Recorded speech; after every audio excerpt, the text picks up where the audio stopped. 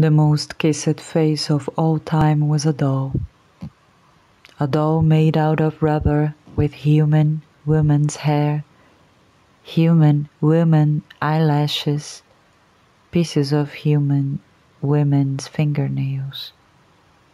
They named the doll Jesusiane. She was used to teach cardiopulmonary resurrection. She was the perfect model for first aid students to practice resurrection in drowning cases.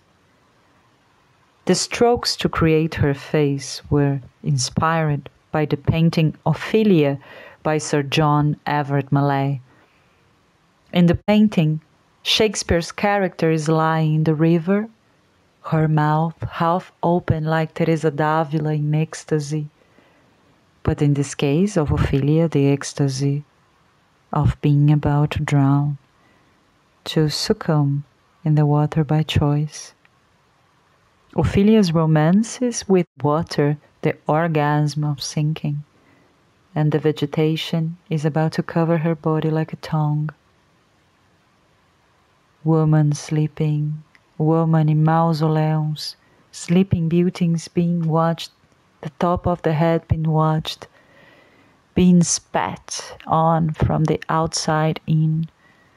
Women in cesarean section surgeries are being watched by rich men who like to masturbate, watching the woman in pain, while her open belly exposes her viscera and the baby's head as if they were in front of a painting. Nothing more intimate, after all, nothing more beautiful than being able to observe the heaping up of the inside coming out, nothing closer to love, nothing more distant from the abandonment than autopsy. No. Let's not get sentimental. Let's start with the memory, with the electricity. I speak from a passion. Mary Shelley tells us then, when she wrote Frankenstein, she preferred to spend her days immersed in this imaginary, accompanied by monstrous creatures, rather than inhabiting this reality, the one we understand as reality. Mary Shelley was obsessed with electricity, by the possibility of using electricity to resurrect dead flesh. She wrote a book made of dead flesh, but with a new tongue. Wake up, my dear creature. I will lick your wounds. I will be your bride.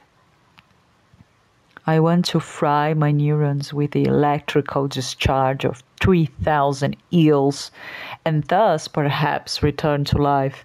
The eel is the antithesis of the intelligence. The eel is the amazement.